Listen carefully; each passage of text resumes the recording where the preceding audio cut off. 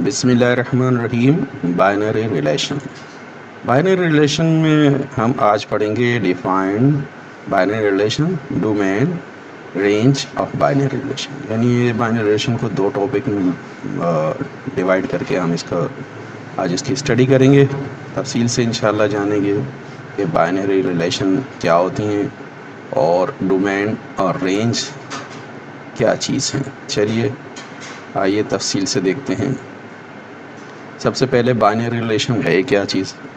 If A and B are any two non empty sets, then any subset R of Cartesian product A cross B is called a binary relation from A to B। देखिए दो हमारे पास set हों A और B, उस दो non empty set हों, यानी कि ये एम्प्टी सेट ना हो दोनों ही। अब इनसे हम कार्टेशियन प्रोडक्ट बनाएं तो जितने एलिमेंट A में होंगे और बी में होंगे दोनों को मल्टीप्लाई करें। सपोज 3 इसमें है और 2 इसमें है तो 3 2 6 कार्टेशियन प्रोडक्ट बनेंगे। अब उसमें से आर इसका सबसेट बनेगा आर। वो सबसेट उसमें 2 पेयर हों, 3 पेयर हों, 4 पेयर हों, ज़्यादा से ज़्यादा 6 पेयर भी हो सकेंगे। तो वो सबसेट होंगे किसके, कार्टेशियन प्रोडक्ट के। ये जो सबसेट है ये आर, ये बाइनरी रिलेशन कहलाता है ए टू बी। ठीक है, अब हम इसकी एग्जाम्पल की तरफ चलते हैं। If A is equal to A B C, A जो एक सेट है उसमें एलिमेंट है A B C, and B is a set of 2 and 4, यानी ये बी के एलिमेंट है 2 और 4। तो अब इनसे हमें क्या मालूम करना, 3 चीज़ें मालूम करनी है। First of all 2 relation from A to B, 3 relation from B to A, 4 relation in और बाइनरी रिलेशन इन B, यानी कि B ही के आपस में बाइनरी रिलेशन बनाएंगे। चलिए 2 relation from A to B, here A cross B। देखिए A cross B कितने होंगे, जो हमने देखा था A के अंदर थे A B C और बी के अंदर थे 2 4। तो सबसे पहले A2 A4 लेंगे, फिर B2 B4, फिर C2 C4, यानी कि A B C के हर एक के 2 2 पेयर बनेंगे, क्योंकि B के एलिमेंट 2 और 4 हैं और A के एलिमेंट A B C हैं। तो A2 A4 B2 B4 C2 C4, ये हो गया A B कार्टेशियन प्रोडक्ट। ठीक है, अब इसकी बाइनरी रिलेशन क्या क्या हो सकते हैं। देखिए शुरू के दोनों ले लिए, A2 और यहाँ से B4 दो उठा लिए ना, कोई से भी रेंडमली ले सकते हैं ना।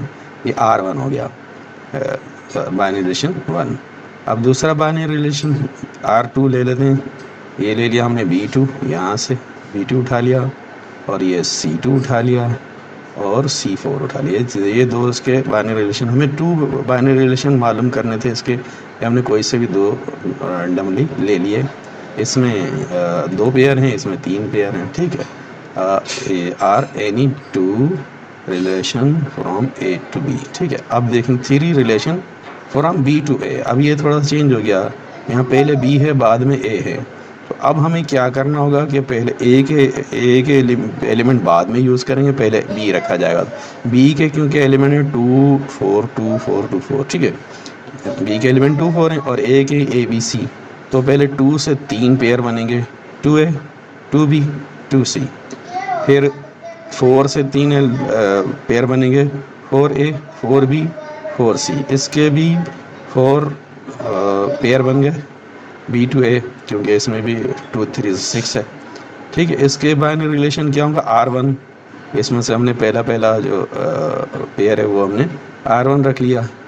दूसरे शुरू के 2 पेयर जो है वो R2 रख लिए।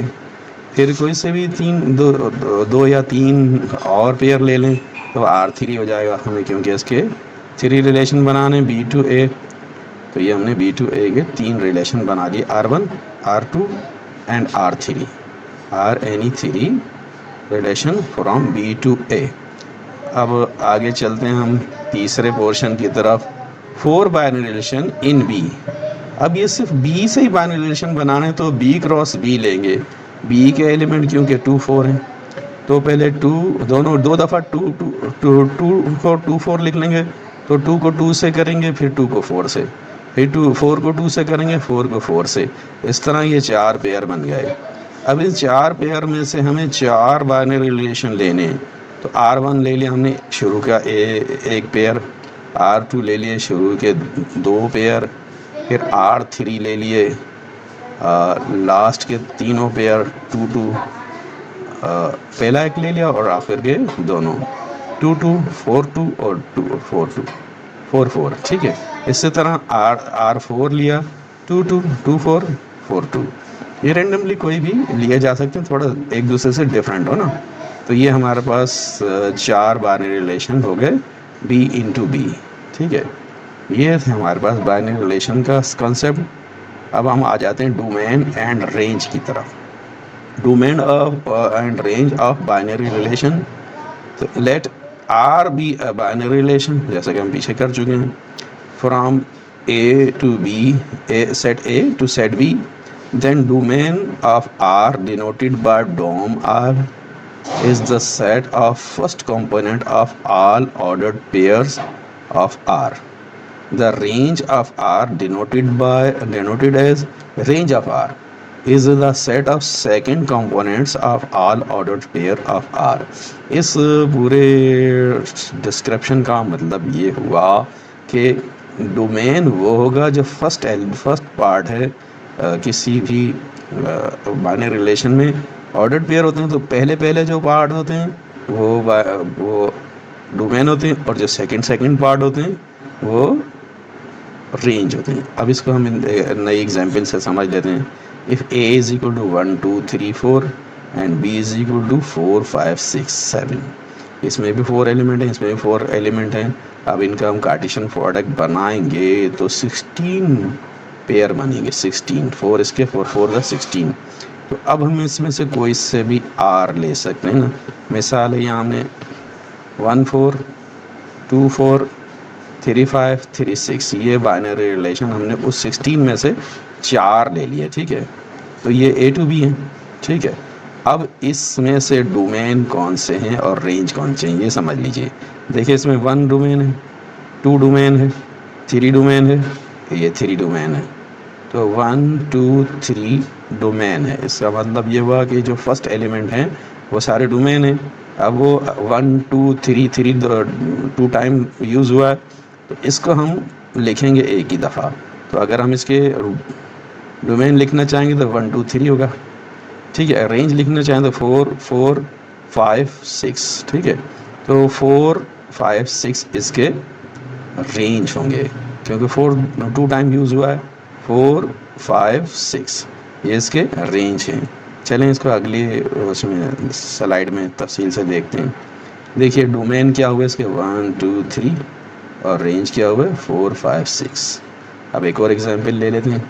If x and y belongs to natural number, a binary relation R in n is given as, यानी कि नेचुरल नंबर में x और y दिए हुए वो उसको हमने वो यहाँ पर हमारे पास सेट बिल्डर फॉर्म में दिए हुए हैं। R is equal to set of x y such that x plus y is equal to 5. Then write R in tabular form. Also find its domain and range. तो सबसे पहले हमने क्या करना है कि ये जो सेट बिल्डर फॉर्म में दिया इसको हमने टेबुलर फॉर्म में कन्वर्ट करना है। चलिए इसके सोल्यूशन की तरफ आते हैं और इसके फिर डोमेन और रेंज भी मालूम करना है। ठीक है, चले R को हमने लिया। पहले अगर हम x और y को देख लें, दोनों होने चाहिए नेचुरल नंबर से बाहर ना हो। तो x को अगर हम 1 रखते हैं तो y क्या रखना होगा ये आप खूब अच्छी तरह समझ लीजिए। वो x1 रखा, y को हमें 4 रखना पड़ेगा क्योंकि x और y का प्लस करें तो 5 बनना चाहिए। तो x1 होगा तो y 4 होगा, 1 और 4 मिलकर 5 बन जाएंगे। तो हमने पहला लिखा 1 तो x लिखा 1 तो y लिखा 4। तो अब यहाँ हमने x को लिख लिया 2 तो y को ऑटोमेटिकली 3 लेना पड़ेगा क्योंकि 2 और 3 मिलकर 5 बनेंगे। ये से देखें सारे पेयर ऐसे होंगे जो जिनका सम 5 होगा। लेकिन 2 3 हो गया, फिर 3 अगर एक्स लेंगे तो वाई को 2 लेना पड़ेगा, 3 और 2 5 हो गए। अब इसी तरह यहाँ 4 लेंगे एक्स तो वाई हो जाएगा 1, 4 + 1 आल्सो 5, ठीक है। अब इसके डोमेन और रेंज को हमें अलग अलग करना है। पहला एलिमेंट इसका, पहला एलिमेंट इसका, पहला एलिमेंट इसका, पहला एलिमेंट इसका, वो होगा रेंज। देखिए 1 रेंज आ गया, 2 रेंज आ गई, 3 रेंज आ गया, 4 रेंज आ गया, ठीक है। हाँ सॉरी, मैंने इसको रेंज पढ़ा, ये है डोमेन, ठीक है। फर्स्ट एलिमेंट डोमेन होता है तो ये 1 डोमेन हो गया, 2 डोमेन हो गया, 3 डोमेन हो गया और 4 डोमेन हो गया, क्योंकि ये सब first element of ordered pair, ठीक है। अब आ जाते हैं इसकी रेंज की तरफ। रेंज में पहला एलिमेंट है 4, फिर 3, फिर 2, फिर 1। देखिए यहाँ हमने रेंज में क्या किया, 4 3 2 1।